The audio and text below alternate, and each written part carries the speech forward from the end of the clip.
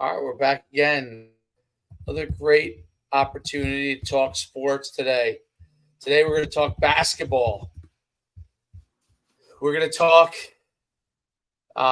really improving your basketball skills, really trying to become an elite basketball player with one of the best trainers and consultants on coaching and teaching basketball, Lee Taft.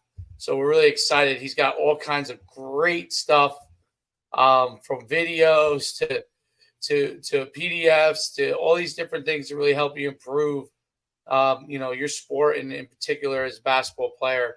So we're excited to have him on and really talk more about it. Without further ado, let's bring on Lee. Welcome to the show, Coach. Hey guys, thanks for having me. I've been excited to talk shop with you guys. Appreciate you, Coach. Appreciate you guys. Coach, go into your whole background, how you got into coaching, your playing experience, all that kind of stuff. Yeah, thank you. Well, first of all, I'm the youngest of six. Grew up in a coach's family. My dad was in it for 44 years. He was my principal towards my last few years of school, but he was a phys ed teacher, AD, coach. My brothers coached for 35 years. My sisters were teachers. That was the environment I was in. I played 4 sports in high school, 2 in college. And then I started my coaching career right after graduation. And, I went from, coaching each season right off. I was a phys ed teacher that taught 7-8 classes a day. I coached football, went to basketball, went to track, did it again the next year. And then early on in my career, I left teaching to pursue my master's, and I ended up in strength and conditioning. And so a different type of coaching, but something I was just as passionate about. And then I got back into it. And I'm currently, yesterday was our first day of basketball season down here. I'm a head coach down here in Florida. So we're fired up and getting my practice plan done for day 2. So that's kind of my background. Really cool. And so you started putting together all the different stuff, like the videos and those kind of things on hoops. And what are some of the things that your trends, like you're starting to see in basketball, to helping them to really improve their skills and that? Yeah, so the game has changed quite a bit. It's a faster game. The court is spread out more now. The way we play. Of course, when I played, I didn't have a 3-point line until like my final year or second year of college. So it didn't matter if you shot it from 30 feet, it was still 2 points, right? So nowadays, if you stretch the floor out, what happens is you create all these big gaps. So now we start attacking these big gaps. Well, what does that mean? Now I got to have quicker, more efficient moving athletes. We have to be able to, we got to attack these gaps. So years ago, we played tighter.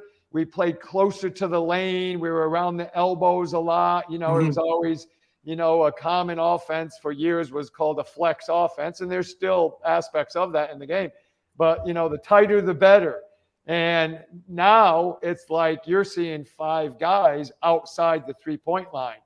And so that means as a basketball coach, so if I put my basketball coach hat on, I'm trying to create situations for my players to be able to attack open space and see if I can draw my teammate's defender. And when I draw them, then I'll kick to my teammate who now has a nice decision to either shoot it or drive it or whatever. So now I put my speed coach hat on, or my strength coach, and now my training and my practice plan evolves a lot around escaping space and attacking space, because that's what I'm going to do with the basketball. So that's what I have to do athletically. So that's really the major difference in the game of basketball today, is it's just a lot of space, and players that can play in that space are a lot more productive. Yeah, and I think, Coach, like you hit it right. you can see the trend as it is. I mean, Yeah. just from when, I was growing up in the, the late 90s, early 2000s, like Yep. everybody always had a big, right? There was always somebody standing in the middle, and it was, triangle, get it down here, and then, cut off of that. And that big was really your main guy, get it inside and he'll kick, right? And then it That's was right. like maybe you had one or two guys that shot the three, and it was more about, just kind of getting the closer to the basket, the better it could be. But just like anything, you see it's kind of the same. We talk a lot of football on here and all that kind of stuff. Like you see it go from a condensed run game to now everybody's spread out and throwing the ball and chucking it all over. Yep. And it's just kind of the trend of the way things are now. But what I really like about what you've done, Coach, is you've taken that strength and conditioning aspect of it and really started to gear your athletes to that in terms of, hey, if we're going to have to run and cut and do all these other types of things, then we need to train that way with the short explosive movements. Yeah, exactly. And it's predictive movements, and it's what I tell my players is I say you got to see it coming. So if you drive, Derek, and I'm on the wing or the corner and you're getting ready to kick to me, out of my peripheral vision, I got to see my defender.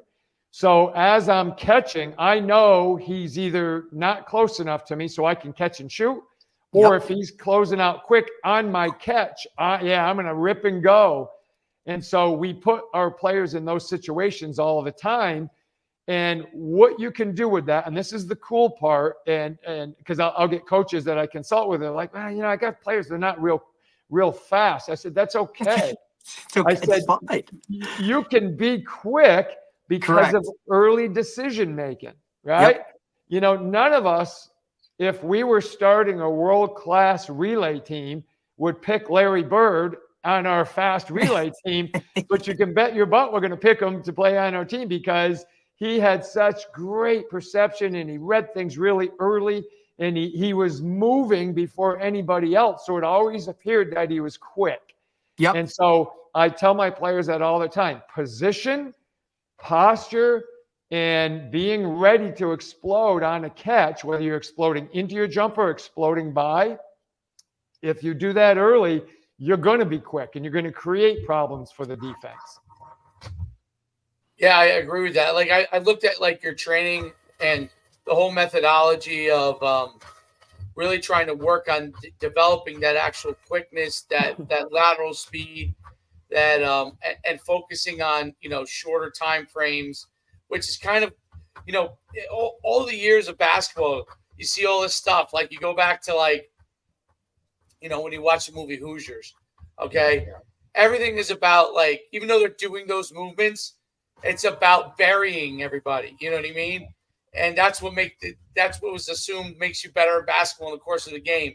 But a lot of it's being learned that obviously to be able to get that short burst of speed, being able to develop that is proven to be the better thing. And then they'll develop the conditioning through to play in the course of the game that'll help them be ready to play in gameplay. But it's that if they're not quick enough, none of it matters. What's your thoughts on that? Yeah, without a doubt, because I've been a longtime track coach as well, and I'll circle back to basketball here. But I get a lot of coaches saying, "Well, we got to get them running distance so they're in great shape." And I said, "Listen, when it comes to winning a race, I don't want my kid coming in last, but saying, I'm not even tired anymore." I'm like, I made that easy. I'm like, I want you, if it's an 800 meter, I want you to be able to run 801 meters, and that's it. I want you fast. I want you winning the race. So basketball, we talk about that a lot. We talk about if we're efficient and we can improve our maximal speed laterally, retreating, angularly, or forward, if I can improve that, I can get my miles per hour up. Now when I'm playing sub-maximal, that appears that I'm in great shape because I'm not going 100 miles an hour on every play because I'm faster. I'm fast enough to play at a sub-maximal level and use change of pace, and that allows me to play at a sub-maximal level, which makes me appear in better shape. Now, don't get me wrong. My kids are in shape. We do it, but we do it through play. So Right. we teach them how to press, and we press a lot in practice. We teach them how to That's run a huge. fast break. Yeah, and we fast break a lot. So that's their conditioning. Right, you're gunning. Your practice habits. It's just like Absolutely. football when we're talking about practicing and moving fast, right? Like, hey, Yes. we want to get these plays off and go, go, go, go, go. And to be honest, like the days of hey, let's run a play, sit around, talk about it, like those days are Yeah. gone because the youth attention span doesn't last that long now. You gotta go out and you gotta just go. Yeah, exactly. You know what I told my team yesterday? So yesterday was our first official practice. So That's of the phenomenal, state. by the way. I mean, look, that's why I love Florida. Like, here we are up here. Like, it's not even Halloween, and we still got, weeks, probably 3 weeks Oh before yeah. winter sports start. So, like, I just, it gets me every time, man. I'm like, Yeah. and look, notice we're in hoodies here. You're in a nice t shirt. Like, I yeah, I don't know. know what we're doing, but that's besides the point. Go ahead, coach. Well, it's funny because I was just saying to my wife before I'm like, you're gonna go in swimming today, or you're gonna. Oh, my Wow. God. And I'm Wow. thinking, but it's like I told my team yesterday because I got a lot of new kids, and it's kind of like tryouts, and I said, I'll tell you what, guys, I'm going to give you. I said we're going to talk about food for a second. I'm going to give you the whole pizza today. You're going to get the cheese and the sauce and the pepperoni and the meatballs and the pepper. You're getting it all today. Tomorrow, I'll start just giving you the pepperoni. I'll break down the whole pizza, what we're doing. So I'm trying to get them to understand. Day one, I want to see what you know and how you react to the whole offense, to the whole 5-on-5. I want to see how you react in our full court press. I want to see how you run our fast break. And then tomorrow, that's going to give the coaches an idea of, okay, all right, here's where we're lacking. We need to put more time into the pepperoni or more time into the sauce or whatever. And then we can start breaking down the skills and go from there. But even when I was a phys ed teacher, I always taught through the games because that kept them focused. It dialed them into what the activity was or the game was. And then I take 30-second sound bites and say, okay, guys, yeah, great job. Hey, Derek, you got to spread out more. Coach, you got to make sure you get rid of that ball quicker. Boom, ready, go. And now they're right back into it. So it gives them good context as to why I was just coaching them on an issue. Yeah, I think that's an important thing. Like I always think nipping things in the bud and explaining things right on the fly is Yeah. really helps them to nail what the knowledge they have to gain and to be able to retain it. I think, you see a lot of, I'll explain it to them, at halftime, after practice. Dude, they already forgot, like, even what the issue was. They don't even remember what the issue was. You're talking to them about an issue, and they don't even know what this is. This is not 1988, like they don't remember that. Like they're already texting their girlfriend, like forgot everything. And it's not a negative to they still love the sport. It's just that's how their brains are wired now. It's different, a little bit different thought process. So when you're able to nip things in the bud, explain it, then they retain it much more efficiently immediately. And then they can obviously apply it there, and then you don't have to worry about it as much again. And then when it does happen, they will remember because you attacked it right away. I personally hate the all right, we'll address this at halftime. It's like, no, address this thing now, right before Exactly. there's 10 more points that get scored. Or that's one of the things I love about basketball, because basketball, in football you have you're calling timeouts in a lot other than at the end of the half, emergency situations, Right. things that happen. Basketball, you do it to kill momentum, right? Like to kill, and you can make a quick correction right there, and that's the time to do it, to kill momentum, to stop a team that's rolling downhill on you. It's one of the things I think that makes basketball unique and great is that you can get real tactical real fast on something and be like, hey, man, like, stop doing this. Like, this is what you have to do right now to correct the situation. And they can go and fix it, and you can stop momentum.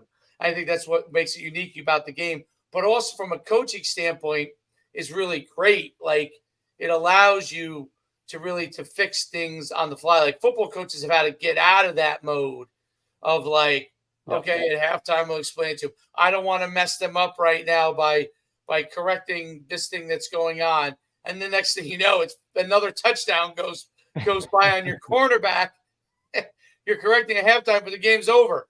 So where you could have fixed it right there. Football coaches have come around to that part of it and are evolving that. But basketball, that's always been the way. And it's more and more as the game gets spread out and you get 5 wides and you have to attack on the fly and fix things on the fly. You thought they were going to play this and all of a sudden they come out in that. Like, whoa, let's get a timeout. Tough. Adjust this real quick. Talk about, teaching tactics that are involved in cues that are involved both in your speed training, but that apply to basketball and within basketball itself. Yeah, great. I love that question. So if we look at a tactic that I may give a team or an individual player in a situation or whatever, it's always predicated on how can that help them be more successful in our offense or our defense or that situation. So if we, for example, one of the things that we try to do is give the person that has the ball, we try to give them as much space as possible. So one of the tactics we use is we run a lot of 2-guard offense, so 2 guys on top, but that's how we start. But we never stay there. We always bring somebody through. We cut them through to the opposite corner or whatever. And what we're trying to do is, number 1, create space. Number 2, read what the defense is going to do. Like, how is it? Like football, you'll send somebody in motion because you want to see, are they in man? Yeah. Yep. Or are they in zone? Well, we'll do the same. We're going to send somebody through. Did they go with them? Are they going to switch? And that gives my guys triggers or ideas right off. Okay, they're going to switch. So this is how you're going to react. Right. You're going to counter their switch. And so our practices are designed around that. It's amazing. Now, so athletically, and I'll get to another point, which is really important, I think, but I'll jump back there in a second.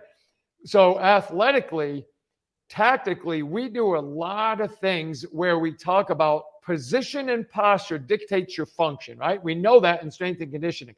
Well, from a speed perspective, it's important too. So if we're in a defensive stance and I know I need to be able to help or I need to be able to close out quickly, we give them footwork strategies that help them be able to get to that closeout or be able to help on rotation. And the reason I bring that up, guys, is because how many times do you hear a coach say, move your feet, go get there quicker? Well, all day. Yeah, but it's like, okay, well, help the kid. Like, show them. Don't just tell him. How about you show him how to do it? A lot of guys just love to, yell stuff and finger point. But like, if you're, you now have to like show him exactly what he's doing or give him some options as, hey, when you're doing this, you do that, right? Exactly. And you have to like execute that and literally run through that. And that's what practice time is for. Yep. I mean, you think it's kind of like, hey, like, doesn't everybody do that? And it's like, no, that's really not how majority of it goes. The execution needs to come from a point or a coaching point that literally is separated. Yeah, exactly. The other part to that, which is really important, is language. So we use short phrases or words to describe the footwork we want.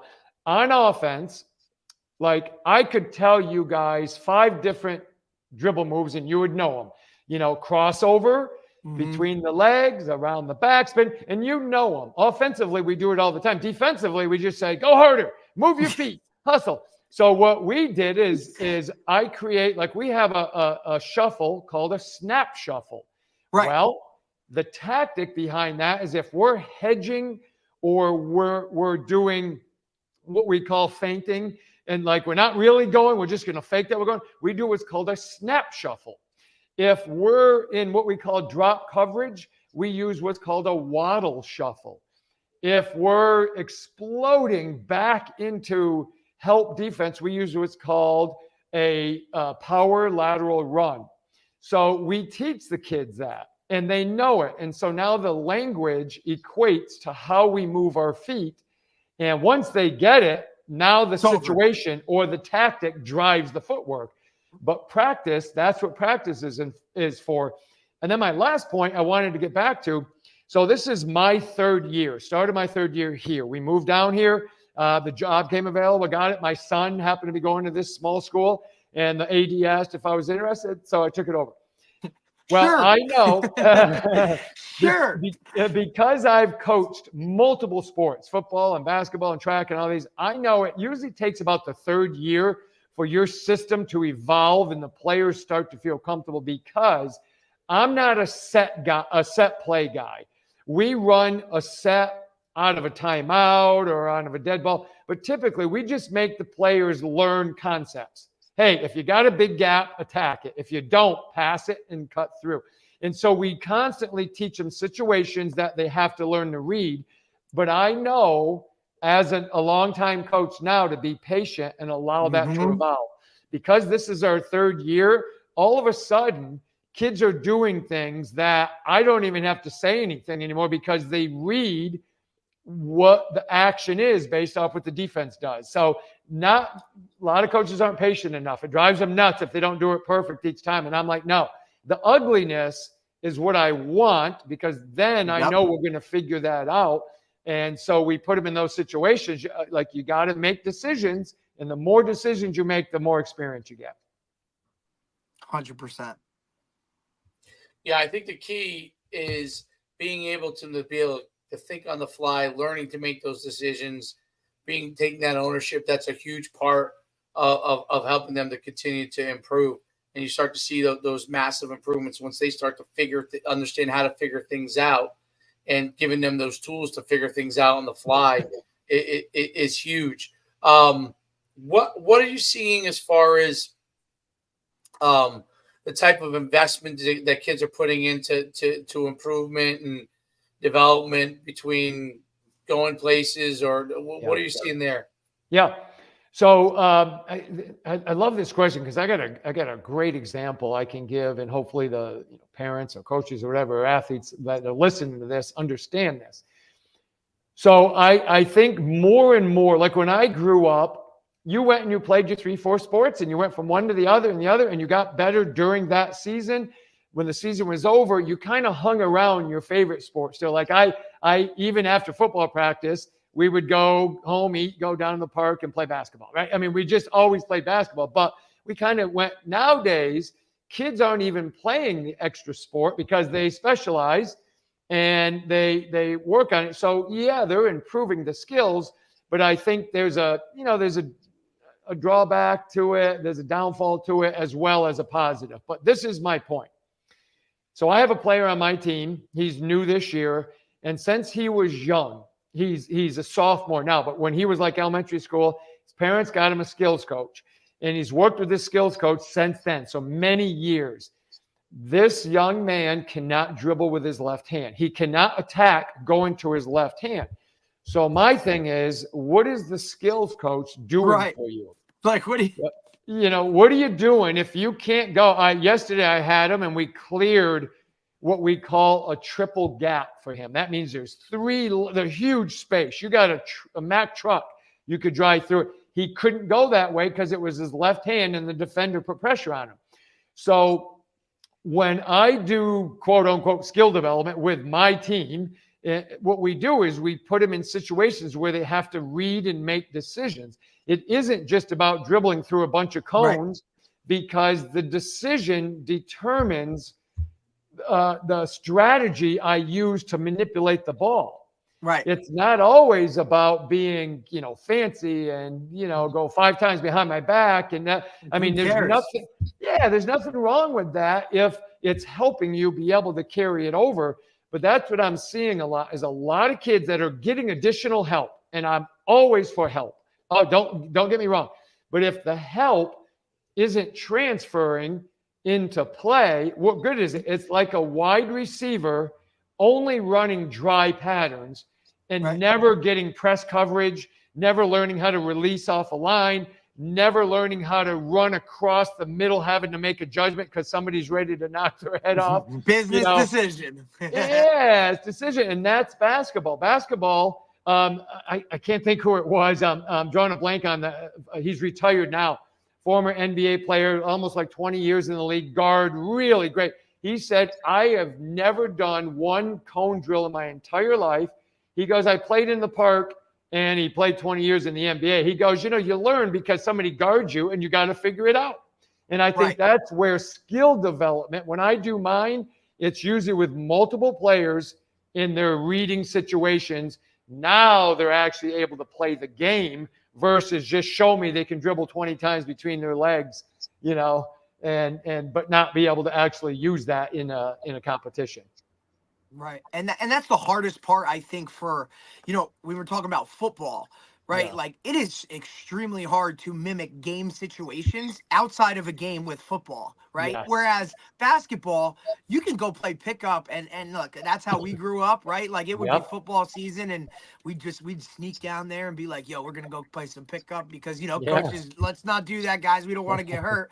But that was just part of what we did. We played games and we figured out how to handle this. And hey, remember when we were at the park and this guy did that? So you know what? Now let's transfer it and do this. So those types of things, I think when you can mimic game-like situations as much as possible, that's where you really take your skills to the next level, because you're not in those, protective little bubbles of, hey, I'm just going to dribble through this cone, or I'm going to do this. And it's the same thing as if you, like you said, you're catching routes on air, like there's no defender in front of you, or, hey, I draw this route with a straight line. Like that never happens in a football game. You're never running a straight line on a route. And it's the same thing with basketball. You have to make those quick decisions and condition your body to make it as game-like as possible. Exactly. And the cone drills, the on-air drills are great to learn patterning and feel for a ball.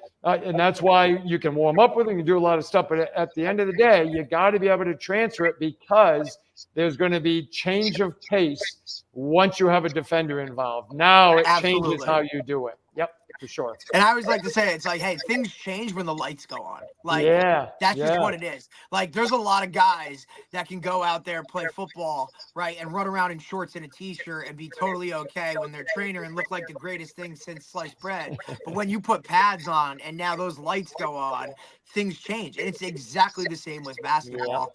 When you get that defender that now wants to press you full court, well, hey, bud, like, I don't know if those cone drills are really going to do much right now when that guy's in your face.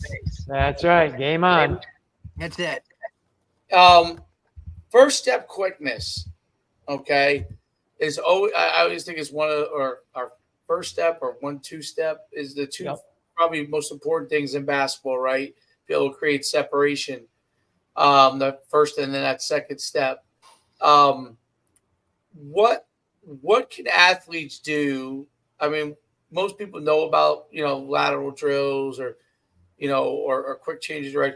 What are some of the things that they can do in training to improve first step or first 2-step quickness?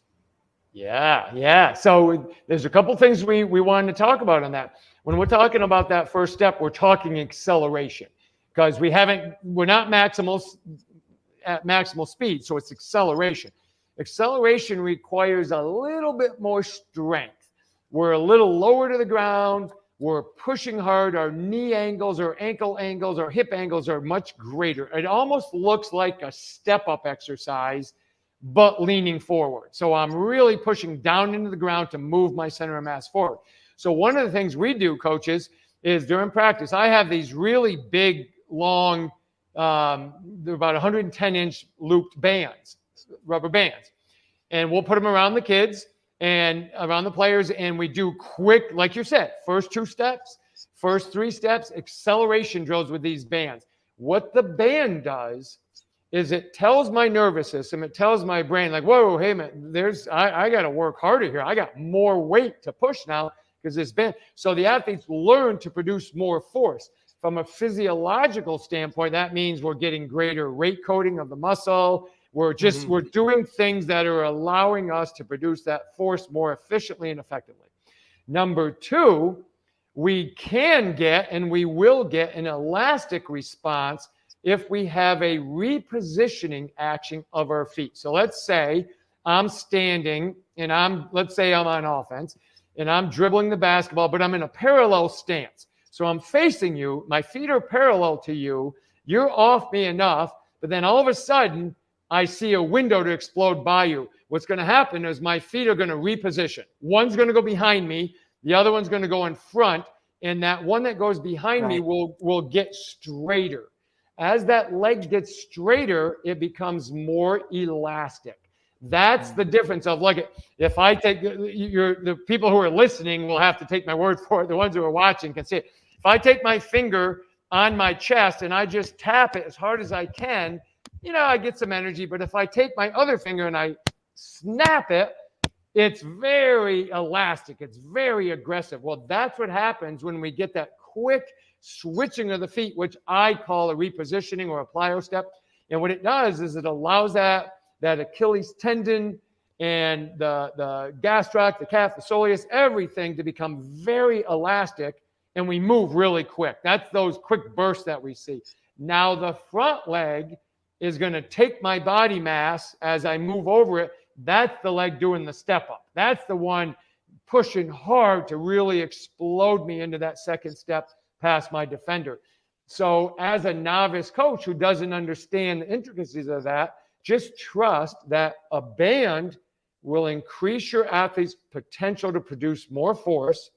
And then the reaction drill, which would be like, you could have a partner standing in front of you, maybe 10 feet, 12 feet, drop the basketball, and that player has to try to quickly run forward and get it before it bounces twice. That's training that quick burst, elastic acceleration. So those are two ways we work on, and they're super simple. They don't take a lot of time, and they don't take a lot of equipment, just bands that take us, 3 seconds to put on. Where does strength training fall into the kind of the help from that standpoint? Is that something that complements it for the best players? Sure does, because again, strength gives me the ability to produce more force. If I can produce more force, I can move my body mass through space. The other thing it does for me is, if I'm doing it properly, if I'm strengthening, especially my lower leg, I'm strengthening that Achilles tendon, that calf. And so now when I produce that force, I have a nice, strong calf muscle that can allow the tendon to be more elastic. When we see somebody, like Watson with Cleveland, his Achilles tendon goes. Oof. And then last year you had Rodgers and who was the other quarterback? He's with Atlanta now. He was at Minnesota. Cousin had the Achilles. Well, if we can strengthen that calf muscle, basic exercises, like calf, everybody knows how to do a calf exercise, do heel, toe raises, and we get that thing strong, and then we do it like isometrically. We hold it. Well, what happens is that muscle is strong enough to withstand that tendon that is creating all that high energy, and then we move really quick. So when you watch a Tyreek Hill make those amazing quick bursts and cuts, and the running back from Boise, that's like, you want 200 and something yards again. You watch, these guys have incredible stiffness, and that is built in the weight room. They get incredibly strong. Those muscles can withstand the force the tendons are trying to push. So it's important. It really is. That's a great point about the stiffness, because people always think that, like, the level of, now flexibility is important, but the level of flexibility helps to improve speed. And it's really not. It's, if you look at the way that sprinters are built, and they're tightly wound, and they're able to generate more force because of that. Their tendons that are more explosive because of that. And they, it's totally different than this whole like mentality of like, we must be super, super loose. You want your muscles to be able to move and to be warmed up and to be able to be taught to be able to explode. And then you obviously have to help athletes recover and prep properly so they don't have those kind of injuries, but it's not from stretching, quote unquote, It's always fun. I tell Derek this all the time. I coach my son's team, and in football. And I see everybody. I can't believe it because I watch things and guys spend all their time stretching in warm-ups.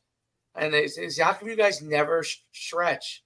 I said, listen, if we were going to stretch, it would only be from a team camaraderie standpoint, meaning we're putting people in lines. So we get like this whole camaraderie thing that we're doing. But if I'm trying to get my guys ready to move and ready to play, we're moving from the second we step on the field or the court. We're moving. We're changing direction. We're walking lunge. We're doing things dynamically. We're doing high knees. We're going shuffling. We're doing things that are getting our bodies ready to perform. And that's the most important thing. Like even push-ups before practice, right?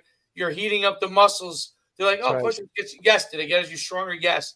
We're also heating up the muscles, ready for them to perform. Same thing with even sit-ups because we do that in our warm-up. They're like, wow, yeah, because it helps them preparing for striking. It's helping them preparing for those kind of things. And and guys are so amazed by that. And you know what I would say the most important thing that comes out of it? It has nothing to do with actually do we play better on the field. Yes, it helps with that. But it helps us reduce injuries on the field. Yeah. That actually helps you reduce injuries on the field. Moving early before you actually get to do something, okay? Moving, developing that stage development in movement, progressing from shorter space movements to longer space movements to change. And then you can prepare yourself to then explode on the field. And even when you're doing things at the end of practice, it's better to start do some easy movements at the end before maybe if you're going to do any kind of stretching going into a stretch, you ease into those things. And that prepares the body. It heats the body up. It cools the body down at the end and prepares you to be healthier in your body. And everyone's like, wow, that's where we're doing it. It's not, but I can't believe when I see things today. I'm mesmerized with like the coaching ignorance that's out there. And I'm not talking about X's and O's. Yeah. Those guys can be very good in X's and O's. Yeah. Part of coaching, unfortunately, unless you're at the college level where you have guys that you could hire to do these things for you. That's right. Right. You don't have to have that knowledge base because you hire guys who have that knowledge base.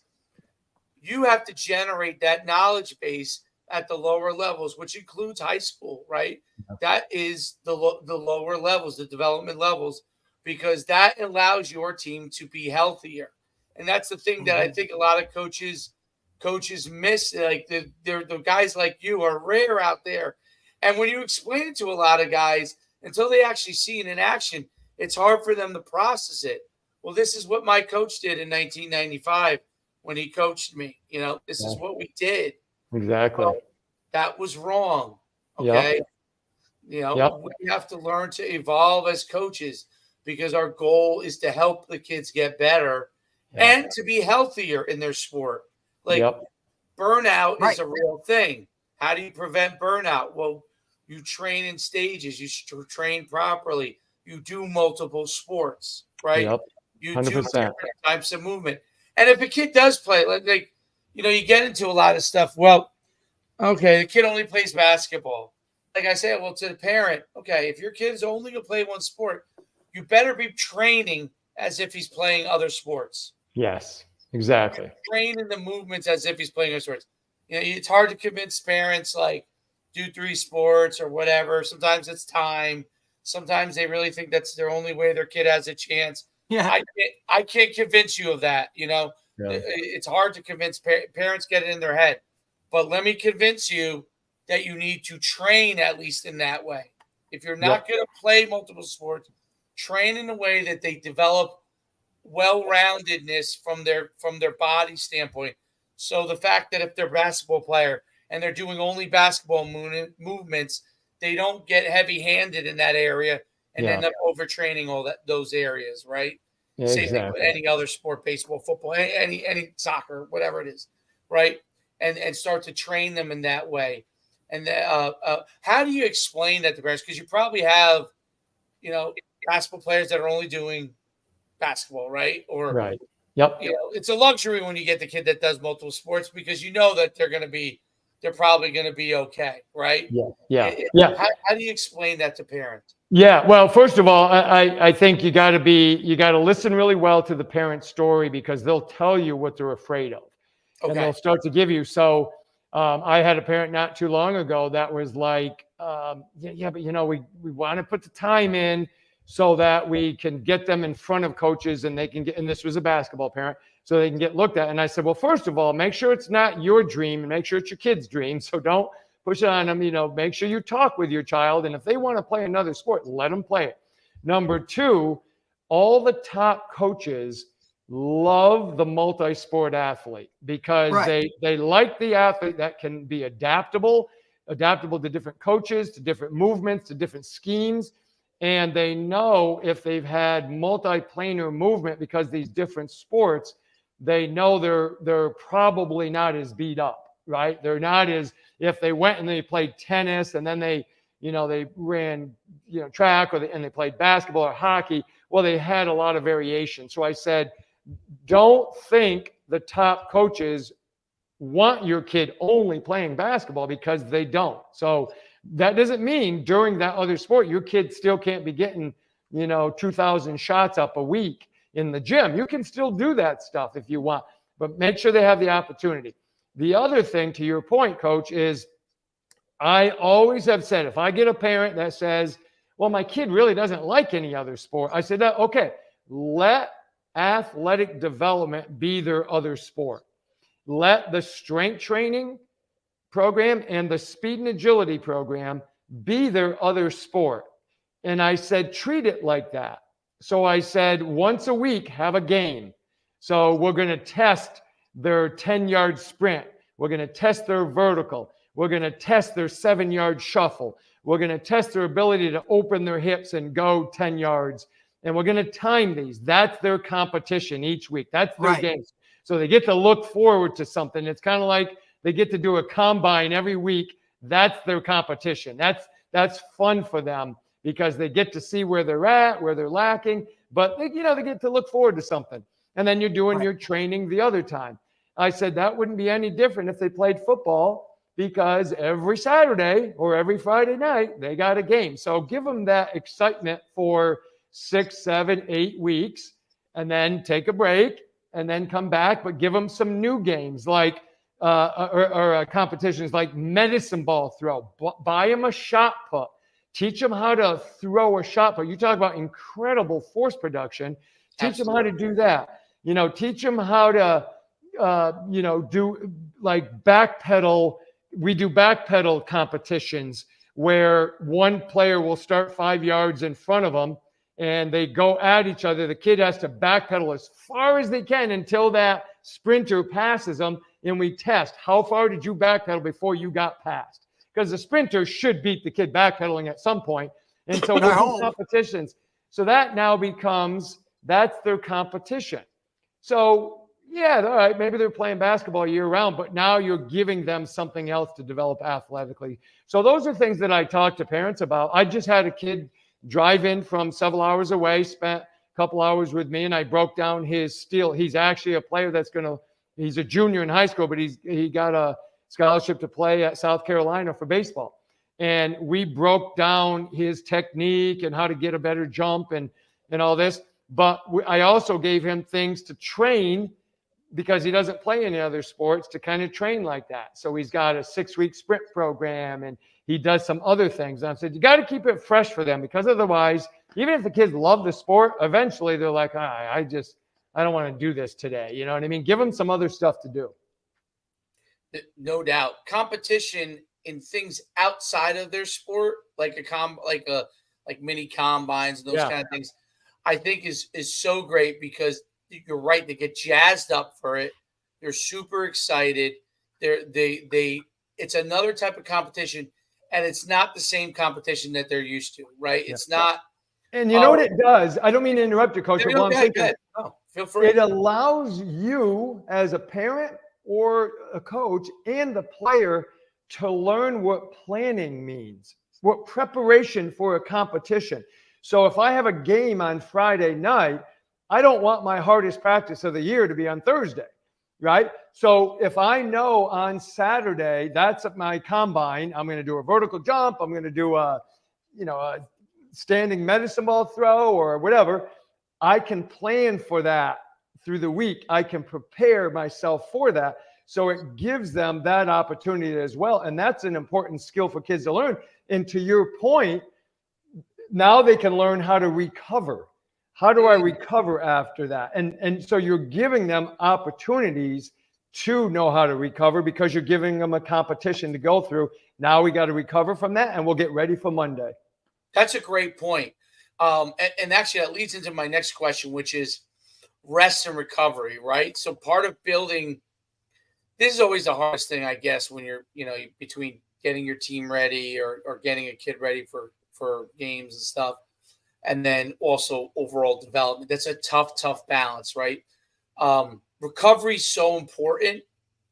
How do you try to teach your athletes to recover when they may not have the normal recovery times when you're trying to build speed? Like, maybe leading up to the season, when you have off-season time, yes, you can space it out. But you're leading the season, you're trying to prepare, but you want them to still recover so they keep exploding and developing throughout the season. How do you kind of work that? Yeah. So one thing I always tell my kids and I tell my parents when we're laying out our season and our training is I am always the type of coach that would rather be a mile short than an inch over. Meaning, if I push you so hard and I cross the line and I get you into an overtraining effect where all of a sudden you're getting colds really easy, you're getting tendinopathies or tendon issues, you're getting back pain and all this stuff, that's my bad. I pushed you too hard. So I'm always on the other side of that because I always can keep going with you if I keep you safe. So that's the first thing. Now, in terms of recovering, one thing we do when we do fundraising is we fundraise so that we can buy these little protein drinks that we give to kids right after games and or practices. And so the kids start to get, at least before they get home, they start to ingest some protein, helps them recover with carbohydrates. So their energy systems are able to get recovered. So we start that process right off. And then we talk to them about the low-hanging fruit, like sleep, hydration. If you are not getting, and I know most of my kids don't, it's just who they are. They're young kids, they're playing games and they like to do it late. But I tell them, I said, okay, at least you know the rule. Okay, I'm telling you, if you don't get at least this much sleep, this is probably why you feel sluggish and why you're unable to have cognitive quickness. And you're just not able to absorb the information that I'm giving you, or on a game day, you're just sluggish. Those are things I can't help you with if you're not willing to go through that. At some point, you got to do that part. Easy. It's the low-hanging fruit stuff. You just got to get yourself tired, go to bed early, and get up, rested. And then we obviously talk about the nutritional part. But the other thing we do is every one of my players has a foam roller. So we roll, and the rolling is done while I'm talking. So when I'm giving all my announcements, hey, bus is going to leave at this time, or make sure this is signed, or make sure, we have practice change or whatever. While they're doing that, they're rolling out areas of their body that are stiff. When I used to coach football, we would do it with our hands. I showed them how to just massage your calf, your quad, your hamstring, whatever. So we would do stuff like that. And that helps preparation, but it also helps the recovery process. So if we can hit the low-hanging fruit, good nutrition, good hydration, get some good, like a protein drink or something like that in right after a practice. And then we do the proper rest. And then we're doing our proper warm-ups and cool-downs, which help the recovery.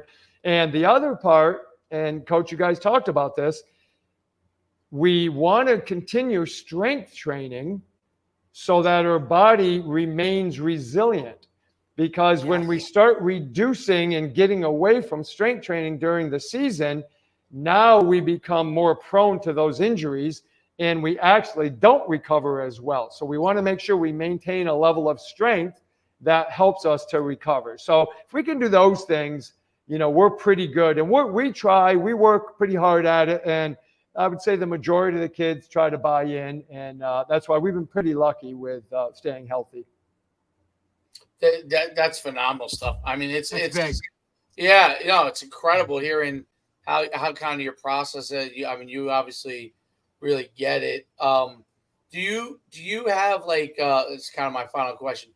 Do you have like a timeline that you put all your athletes on, and how do you communicate that to your families so they understand like kind of what you expect and what your progression is and so on and so forth?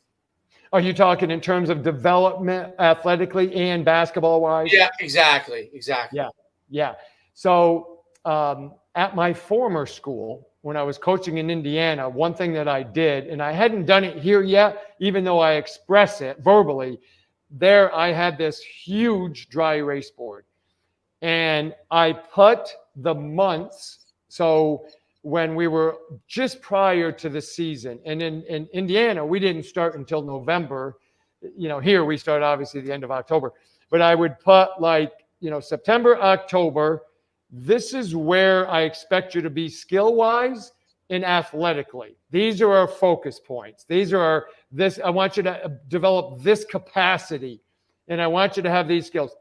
Then the start of the season, up until this point, these are the things you have to understand from our out-of-bounds plays, our defense, and our offense. Not a lot in that first month and a half. It's just getting it. And then mid-season, we have to have these things in, and athletically, you should be able to do this.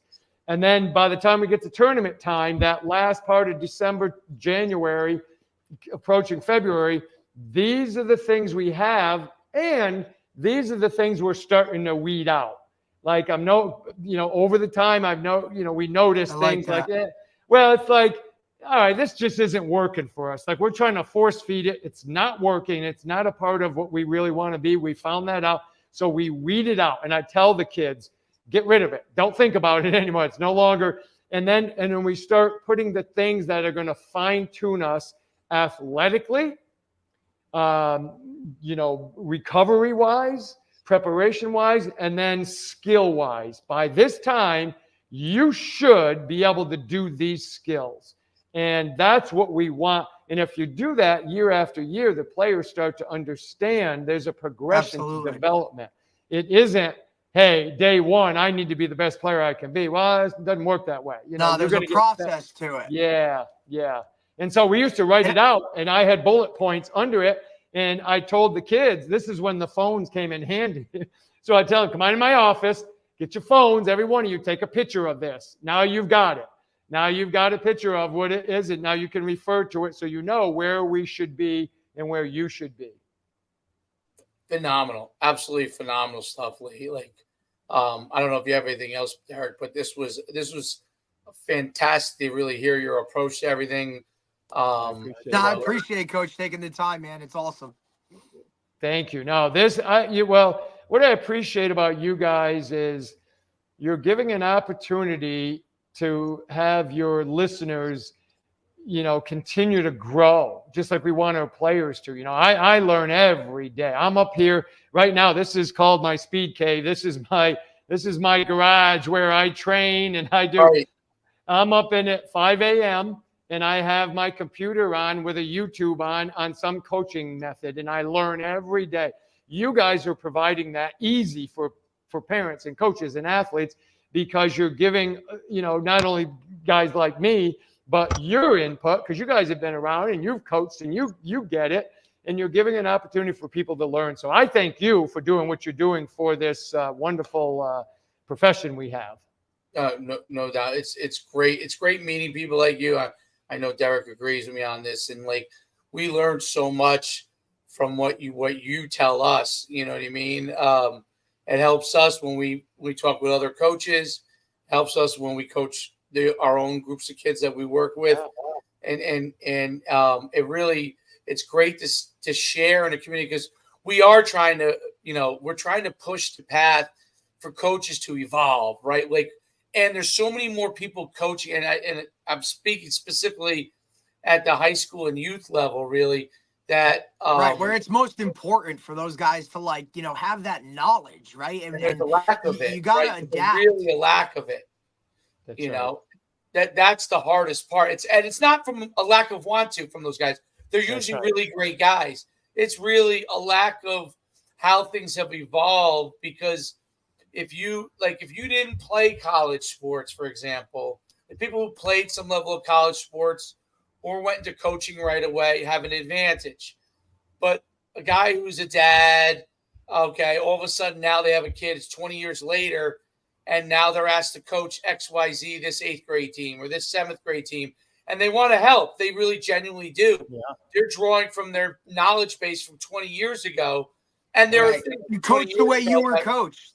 Yeah, there are things from 20 years ago that are very applicable still. They're irrelevant. They're But there gone. are some things that are not relevant, right? That have evolved, and it's hard for them to really understand the thing. And I think that's what this stuff is done really nicely. Like, they can go and grab snippets, grab the whole video, whatever, and watch it and pick up a couple of things that maybe can help them in what they do every single day.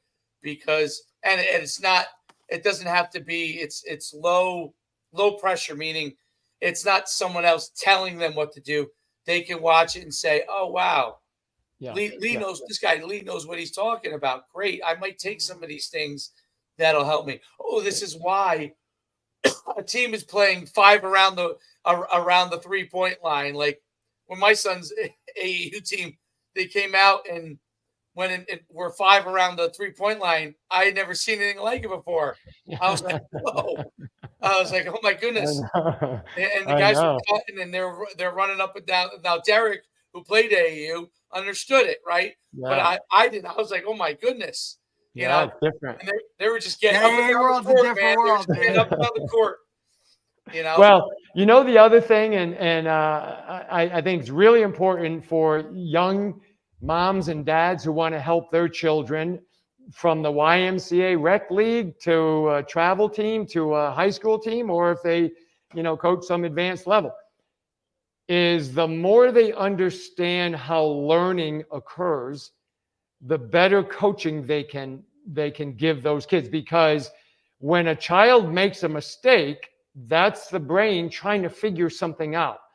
If we chastise and we embarrass and we yell at, what happens is that child, no matter if they're 9 years old or 19 years old, now they become more hesitant and they don't want to do that again. So now we're losing their ability to advance and challenge themselves. So if we understand learning and you make a mistake, I'm going to say, hey, you know, great try. Good job. Keep it going. Maybe try this. Maybe give it 1 second. Let your defender, you know, clear out, or your offense, whatever the situation is. That type of feedback encourages them to keep trying, so they understand they will get it. But if we jump on them, like I see a lot of dads or moms that do coach youth, they yell at their kids if they make a mistake. I'm like, that's the learning. Learning is ugly. It's supposed to be. And then the brain says, so that you don't have to continue to do it. Like, exactly. This is what and that's more of a trust in the process thing as well, right? Like, you got to learn to do that. And it's in the age of instant gratification, like, sports are still a process of development and continuing to get better. And that's just what it is. And the guys that dive in and they believe in that and they continue to preach that over and over are the ones that at the end of the day are more successful, not just in their sport, but just in life in general, because that's what life is, man. Like, you know, it's a process. So, absolutely. Coach, I appreciate you. I really do. Thank you, if guys. there's anything we can do for you, just let us know. Likewise. I mean, I think it's awesome. Year 3 should be a nice turnaround. We're hoping. Thank you, guys. I appreciate you. Have a great rest of the week. Thank you. You too, Coach. Week. All right. Take care. Bye now. Take care. That was phenomenal. Good stuff, man. Yeah, absolutely. Let's go up here. I want to know if I could borrow you also for college football frenzy after this to do a little. Yeah, when? Maybe right away we'll go, instead of I was supposed to go 12, but Shane's not going to be available. I want to grab you for a half hour. Can we do it? Yeah. Let's do it. All right, good. All right. What are we talking? I need to know anything? This weekend's college football. It's stuff you already know, probably. Ooh, let's go. Okay, cool. So, all right, let's get off. By the way, Lee was phenomenal. Dude, he's awesome. I mean, I dove in. I went down a rabbit hole when I started watching his videos and talking about explosiveness and this and that. And I know you wrote down. Yep, I did. I know. His workout. When I saw him, his base workout. But when I saw his stuff, I said, "Wow, I haven't really seen a quote basketball guy dive into the strength and conditioning aspect in such a, you know what I mean, like an intentional movement."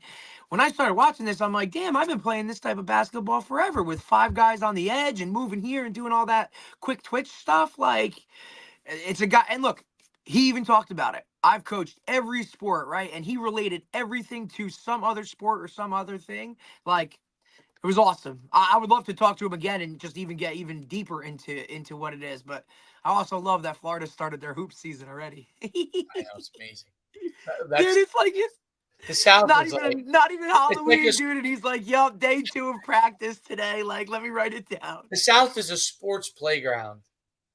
It's just like, did you hear him? Yeah, my wife. Are you gonna swim today? Are you not? Like, what are we doing?